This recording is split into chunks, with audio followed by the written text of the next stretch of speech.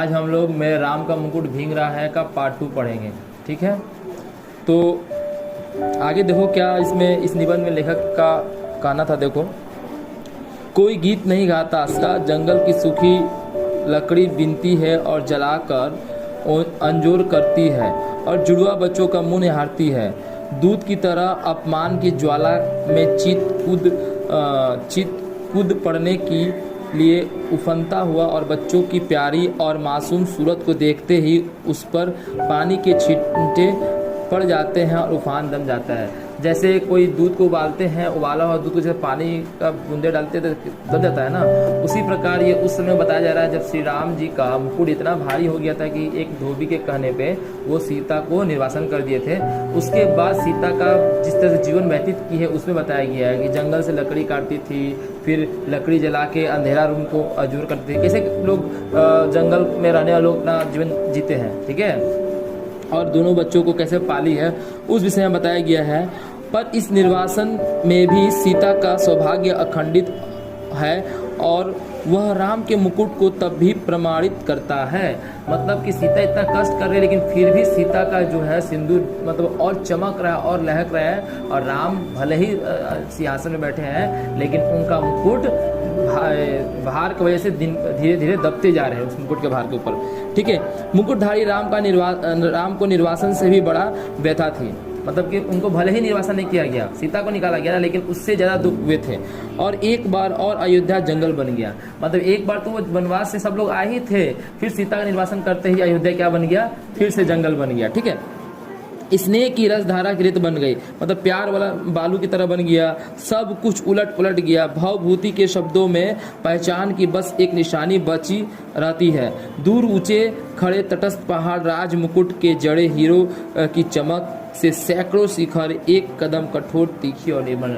मतलब मुकुट के बारे में बता रहा है, वो हीरा सोना से बना हुआ है लेकिन फिर भी उस मुकुट के ऊपर मतलब कि भार इतना है कि मुकुट किसी को अच्छा नहीं लग रहा है। उस पर देखो लिखा गया है, पुरा यत्र स्त्रोत पुनिल मधुना तत्र सरिता विपर्यासा या तो धन विरल भाव चित्त रूहा बहो कलाद दुष्ट हार्पमय बंदमिद निवेश्य शैलाना तदीमती बुद्धि द्रयति। मतलब इसका अर्थ ये हुआ कि राम का मुकुट इतना भारी हो उठा है, जो भी मैं बोला संस्कृत का जो बोला, राम का मुकुट इतना भारी उठा है कि राम कुछ बोझ से करा उठे। जब किसी को तकलीफ होता है तो कैसे निकलता है ना, करहाना। ठीक है, उस मुकुट का बोझ से करा उठे और इस वेदना के चित्कार में सीता के माथे का सिंदूर और दमक उठा, मतलब और चमक रहा। मतलब कि सिंपल सा बोलो कि सीता माँ का सम्मान वैसे बरकरार है और राम जी का सम्मान बरकरार नहीं है क्योंकि वो एक पत्नी का निर्वासन किया है ना। ठीक है, और सीता का वर्चस्व और प्रखर हो उठा, उनकी सम्मान के बारे में पूछना नहीं और वो निखर गया। इसी प्रकार ये के बाद लेखक को अचानक कुर्सी पे पड़े पड़े ध्यान में आया कि एक ठो आवाज़ कानों में आवाज़ सुनाई दी दरवाजे के दस्तक की। तो देखो कुर्सी पर पड़े पड़े यह सोचते सोचते 4 बजने को आए हैं। इतने में दरवाजे पर हल्की सी दस्तक पड़ी। मतलब कि सुबह का 4 बजे वे लोग आए और चिरंजीवी निचली मंजिल से ऊपर नहीं चढ़े।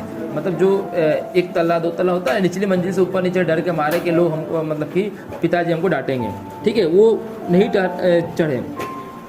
सहमी हुई कृष्णा। अब यहाँ पे ये बहुत इंपॉर्टेंट लाइन है। ठीक है, वो जो दिल्ली विश्वविद्यालय कॉलेज में पढ़ाती थी, मेहमान की लड़की थी, उसका नाम कृष्णा था, इसको अंडरलाइन कर लेना। बोली दरवाज़ा खोलिए, धीरे से बोली दरवाज़ा खोलिए। आंखों में इतनी कायरता था कि कुछ कहने ही नहीं बना। आंखों में कायरता मतलब डर था, कुछ कहने ही नहीं बना। सिर्फ इतना कहा कि तुम लोगों का इसका क्या अंदाज होगा कि हम कितने परेशान रहे होंगे। मतलब जब लेखक नीचे आते हैं तो फिर धीरे से ही पूछते हैं कि तुम लोगों को इसका अंदाजा भी है कि हम कितने परेशान होंगे। भोजन दूध धरा ही रह गया, किसी ने छुआ भी नहीं। मुंह ढाँप कर सोने का बहाना शुरू हुआ। मतलब किसी तरह से मैं बस मुंह ढक के ही सोने का बहाना शुरू किया, लेकिन एक पल के लिए भी मुझे नींद नहीं आई। चिंता इतनी गहरी थी। ठीक है, मैं भी स्वस्थित की सांस लेकर बिस्तर में पड़ा रहा, पर अर्ध चेतना मैंने चेतना मतलब डर डर धक करना, अर्ध चेतना अवस्था में फिर जहाँ खोया हुआ था वहीं लौट आया। अपने लड़के घर लौटे बारिश से नहीं संगीत से भीकर। बोले कि मेरे लड़के घर लौटे बारिश से नहीं संगीत में डूबकर, ठीक है, बारिश में डूबे नहीं थे लेकिन संगीत में डूबकर लौटे हैं। मेरी दादी नानी के गीतों के राम लखन सीता अभी भी वन में भीग रहे होंगे। अब वही बोल रहे हैं कि मेरे दादी नानी के जो गीत हैं ये राम लखन सीता अभी भी वन में भीग रहे होंगे। तेज बारिश में पेड़ की छाया और दुखद हो जाती थी। जब तेज बारिश होता है तो पेड़ की छाया की कब अच्छा लगता है, धूप में, लेकिन बारिश में वही पेड़ की छाया हम लोग और तकलीफ देने लगता है। पेड़ के नीचे फिर भी हम लोग भीग रहे हैं, ठीक है। पेड़ की हरी पत्ती से टप टप बूंदे पड़ने लगती है, तने की टीके तो उसकी हर नस नस में अपलावित होकर बारिश पीठ गलाने लगती है। मतलब कि पेड़ के नीचे खड़े हो तो वहाँ बोला है कि पेड़ का जितना मतलब कि पेड़ का भाग है, चाहे तना हो चाहे मोटा टहनी हो, बारिश में सब कुछ भीग जाता है और वो पानी नीचे ही आता है। मतलब कि बारिश से पेड़ नीचे खड़ी भी रहोगी तो भी तुम भीग ही जाओगी, ठीक है। जाने कब से मेरे राम भीग रहे होंगे, बादल है कि मूसलाधार ढरकाए चले जा रहा है। जाने कब से मेरे राम भीग रहे, मतलब राम ने क्या, हर वो कौशल्या के पुत्र भीग रहे होंगे। इतने में मन में एक चोर धीरे से फुसफुसाता है, ठीक है, राम तुम्हारे कब से हुए, तुम जिसकी बुनबुनाहट पहचान में नहीं आती, उसकी व्यक्तित्व के ताने माने तार होकर अलग हो गए हैं। तुम्हारे कहे जाने वाले कोई हो भी सकते हैं कि वह तुम कह रहे हो मेरे राम। मतलब कि अब अपने मन से आवाज आ रहा है कि वो मेरे राम कब से हो गया। मतलब राम तो किसको कहा जा रहा है, बेटे को कहा जा रहा है ना, लेकिन आज के जमाने को देखते हुए कह रहे हैं कि वो तुम्हारे राम कब से हो गए हैं, ठीक है। आज तो जमाना बदल गया ना, कोई किसी मतलब सब स्वार्थ से जुड़ा हुआ है, ठीक है, ना बेटा बाप को मान रहा है ना बाप बेटा को मान रहा है। तो वही फिर अब अपोजिट जा रहे हैं कि वो मेरे राम कब से होगा, ठीक है। और चोर की बात सच लगती है, मन कितना बटा हुआ है, मन चाही अनचाही दोनों तरफ से हजार चीज़ें, दूसरे की कुछ पत्तियाँ भी पर अपने ही भीतर प्रतीत होती है कि मैं किसी का हूँ या कोई मेरा है। मतलब मैं अभी मैं समझाया कि कोई किसी का नहीं है, सब स्वार्थ से जुड़े हैं। अगर मैं किसी का हूँ या फिर कोई मेरा है, ठीक है। पुत्र क्या मुझे अपने पिता समझता है या फिर मेरे अंदर भी क्या पुत्र का प्रेम है। पुत्र का दुर्व्यवहार देख कर पिता का भी कभी मन, ठीक है, पुत्र से हटने लगता है। पर दूसरी ओर यह भी सोचता हूँ कि क्या बार बार विचित्र से अपनेपन में आकरण चिंता किसी के लिए होती है। मतलब कि बार बार फिर उनका मन बोले कोई गैर के लिए तो चिंता होगा, कोई अपना ही रहेगा तब ना चिंता हो रहा है। तो उसी फिर आप पॉजिटिव सोच रहे हैं। वह चिंता क्या पराये के लिए भी होती है, लेकिन ये सच है पराये के लिए चिंता नहीं होती है, ठीक है। पराये अगर 2 घंटा ही बाहर रहे तो कोई दिक्कत नहीं, अपना अगर 1 घंटा ही रात को लेट आने लगा तो चिंता होने लगती है, ये क्या हो रहा है, ठीक है, सही बात है। वह क्या कुछ भी नहीं अपना है, फिर भी इस अपनेपन में ही क्या राम अपनेपन के लिए हाथ नहीं बढ़ाते। अगर अपनेपन है तो राम अपनेपन में हाथ नहीं बढ़ाते, तो वो बेटा मेरे राम के बराबर नहीं हो गया जिससे चिंता कर रहे हैं, ठीक है। क्या ना कुछ होना ना कुछ बनना ही अपनेपन की उनकी बढ़ी हुई शर्त नहीं है। इतने में तार टूट जाता है, मेरे राम का मुकुट भींग रहा है, यह भीतर से कहाँ पाऊँ, ठीक है। इतने में मतलब उनका जो तार टूटना तो क्या होता है, ध्यान जहाँ सोचने होते हैं वो टूट जाता है और बोलते हैं कि यह भीतर कहाँ से पाऊँ। अपनी उदासी से ऐसा चिपकाओ अपने सकरे से दर्द से ऐसा रिश्ता, राम को अपना कहने के लिए केवल उनके लिए भरा हुआ हृदय कहाँ से पाऊँ।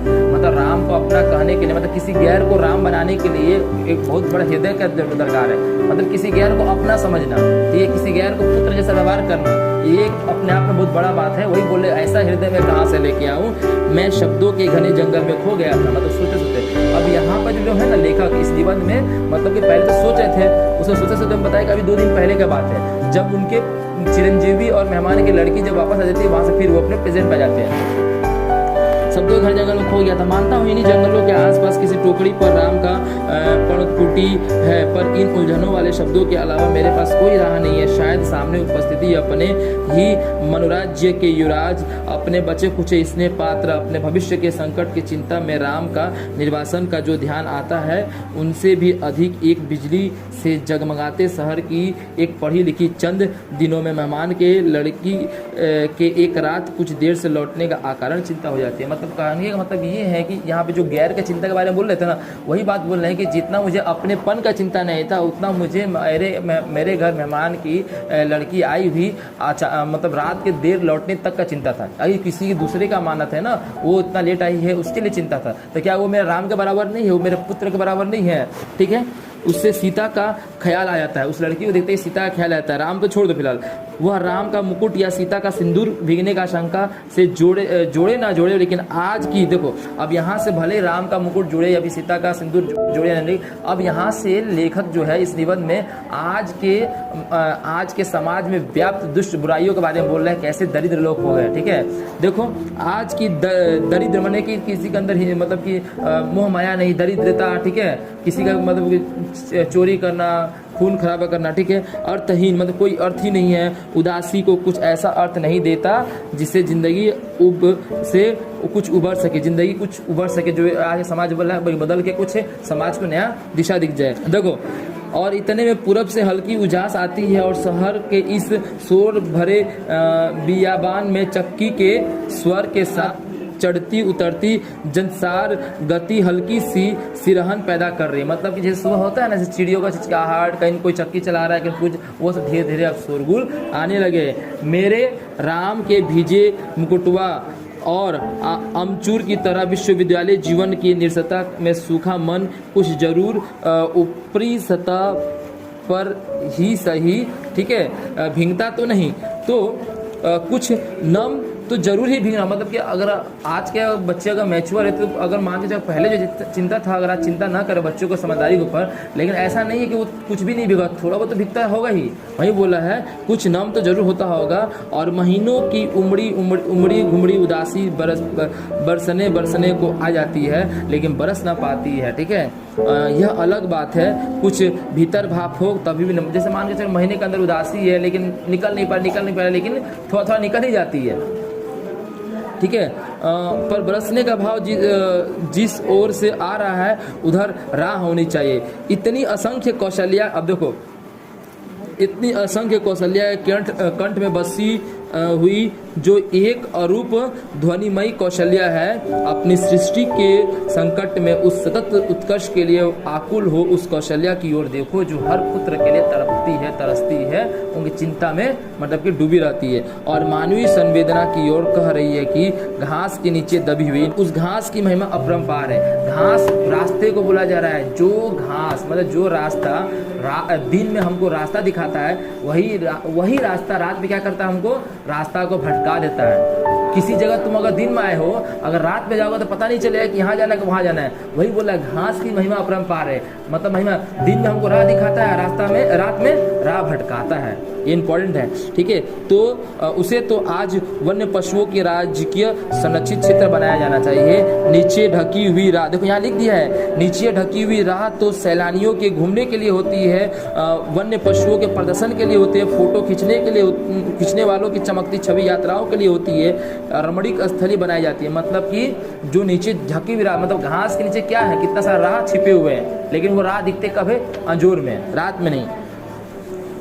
उस मतलब अजोर और रात समझ में आ रहा है ना, रात का मतलब कि चिंतक में रात होता है। ठीक है, रात में जो चिंता करते हो, ठीक है, उस राह पर तुलसी और उसके मानस के नाम पर बड़े बड़े तमाशे होंगे, फुलझड़ियाँ दरेंगी, सैर सपाटे होंगे, पर वह राह ढकी ही रह जाएगी। ठीक है, मतलब रात के समय वो जितने सारे रास्ते सब ढकी ही रह जाएगी, केवल चक्की का स्वर मतलब शर्म का स्वर ढलती रात में। ठीक है, मतलब कि रात में सिर्फ क्या ढलता है, वो जो शोरगुल सरापटे होते हैं ना, वही ढक जाता है, लेकिन जो रास्ता होता है वो रात में वो छिप जाता है। ठीक है, भीगती रात में अनसोए वात्सल्य के स्वर का राह तलाशता रहेगा। राह माने कि रास्ता खोजते रहेगा कहाँ जाए। ठीक है, किस और राम मुड़े होंगे बारिश से बचने के लिए, किस और बता दो सखी। यहीं पर ठीक है, मेरे राम का मुकुट भींग रहा है का समाप्त है। आप लोग का सिलेबस में यहीं तक आएगा।